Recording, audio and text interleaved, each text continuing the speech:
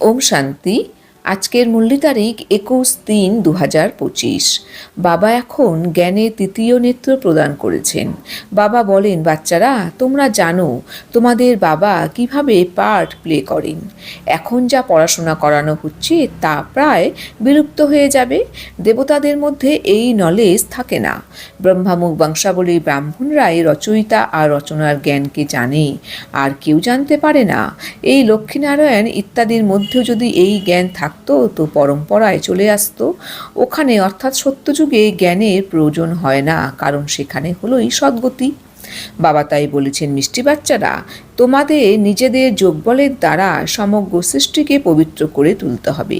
তোমরা যোগবলের দ্বারাই মায়ার উপরে বিজয় প্রাপ্ত করে জগজ্জিত হতে পারো। তো বাবা আমাদের বলছেন, বাচ্চারা তোমাদের কিন্তু ভালো মতো কিন্তু তোমাদের যোগ বল জমা করতে হবে, কারণ তোমাদের কিন্তু নিজেদের যোগ বলের দ্বারাই কিন্তু সমগ্র সৃষ্টিকে পবিত্র করে তুলতে হবে। কারণ বাচ্চারা তোমরা কিন্তু সেই যোগ বলের দ্বারাই কিন্তু মায়ার উপরে বিজয় প্রাপ্ত করে তোমরাই কিন্তু জগজ্জিত হও। প্রশ্ন, বাবার পার্ট কি? সেই পার্টকে তোমরা বাচ্চারা কিসের আধারে জানতে পেরেছ? উত্তর, বাবার পার্ট হলো সকলের দুঃখ হরণ করে সুখ প্রদান করা, রাবণের শেকল থেকে মুক্ত করা। বাবা যখন আসেন তো ভক্তির রাত্রি সম্পূর্ণ হয়। বাবা যখন আসেন তো ভক্তির রাত্রি সম্পূর্ণ হয়। বাবা স্বয়ং তোমাদেরকে তার নিজের আর নিজের সম্পদের পরিচয় দেন। তোমরা এক বাবাকে জানলেই সব কিছু জেনে যাবে। তো বাবার আমাদের পার্ট হলো সকলে দুঃখ হরণ করে সুখ প্রদান করে। কিন্তু বাবাকে বলা হয় দুঃখকর্তা সুখকর্তা। তিনি এসে তার জ্ঞানের দ্বারা কিন্তু সকলকে দুঃখ হরণ করে সকলকে সুখ প্রদান করেন এবং রাবণের শেকল থেকে মুক্ত করেন। বাবা যখন আসেন তখন ভক্তির রাত্রি সম্পূর্ণ হয়, কারণ তিনি ভক্তির ফল জ্ঞান প্রদান করেন।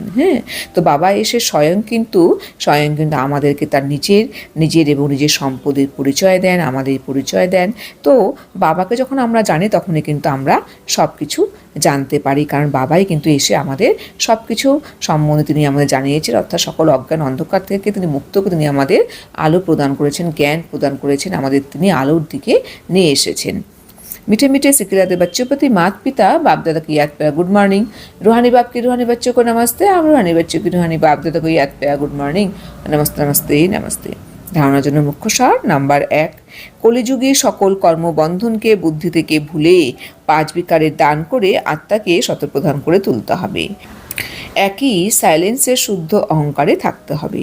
বাবা আমাদের বলছেন যে বাচ্চারা তোমাদেরকে কিন্তু এই কলিযুগী সকল কর্মবন্ধনকে এখন যে কলিযুগী সকল কর্মবন্ধন আছে এগুলিকে বুদ্ধি থেকে কিন্তু ভুলে যেতে হবে, 5 বিকারে দান করতে হবে, তখনই কিন্তু তোমরা তোমাদের আত্মাকে শতপ্রধান করে তুলতে সক্ষম হবে। সাইলেন্সের কিন্তু দ্বারা, অর্থাৎ যখন তোমরা সাইলেন্সে থাকবে তোমাদের কিন্তু সেই সাইলেন্সে তোমাদের কিন্তু থাকতে হবেই।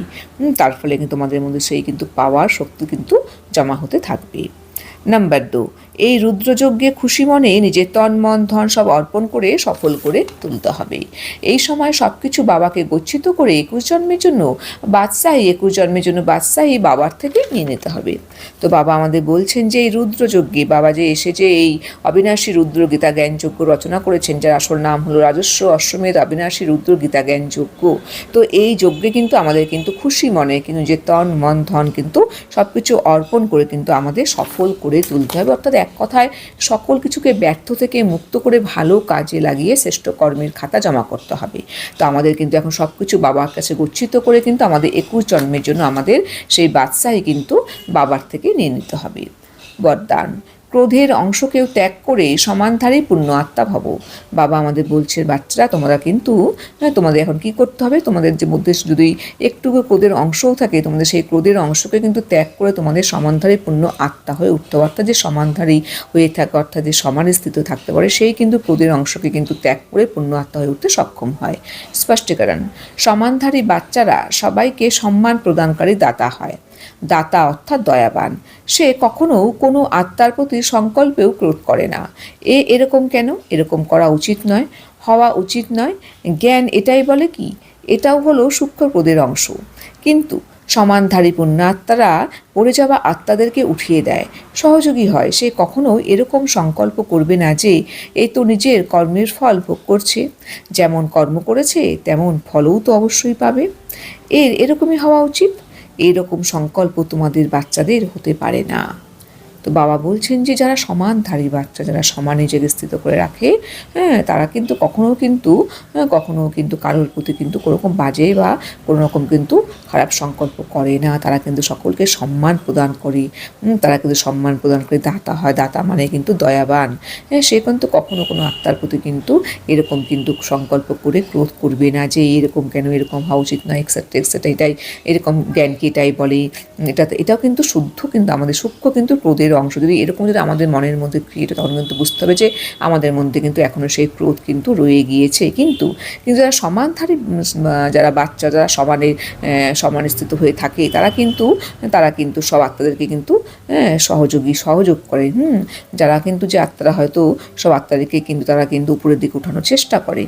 তারা কিন্তু কখনো এরকম সংকল্প করবে না যে যেরকম পাপ করছে সেরকম কর্মের ফল সে ভোগ করছে, এরকম তার সঙ্গে হওয়াই উচিত, এক্সেট্রা এক্সেট্রা। তো বাবা তাই বলছেন এরকম সংকল্প কিন্তু কোনো সময় সমানধারী বাচ্চারা কিন্তু করতে পারে না। তো বাচ্চা, তোমাদের কিন্তু এরকম সংকল্প করার সময় কখনো করা উচিত নয়।